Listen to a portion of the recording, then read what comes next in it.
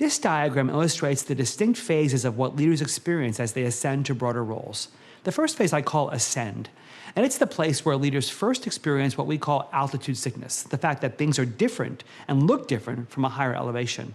The second phase I call adjust. This is the place where leaders contend with the distortions of a higher altitude and plan to effectively assume that broader role. The third phase I call assert. This is where leaders have to learn to manage the expectations of others, even though sometimes they're unrealistic, and learn to use the power that comes with the role they've taken.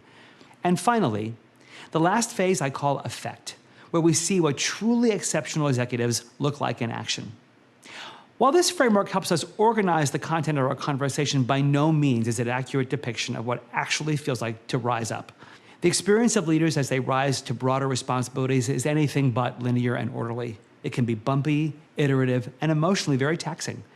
In fact, this picture is a far more accurate look at what the journey really feels like.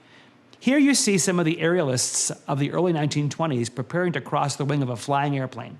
The first rule when walking across the wing was never let go of the strut you're clinging to until you have a firm grip on the strut you're moving to. Well, many unfortunate wing walkers let go of the strut prematurely, only to face their own peril.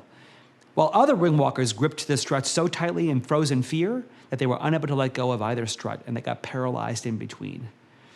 This depiction is a far more accurate look at what leaders tell me the experience of rising feels like. It can be both thrilling and terrifying. The important thing is that you be prepared. Armed with an understanding of what it takes to be successful, you can cross the wing and arrive in a leadership role successfully and thrive.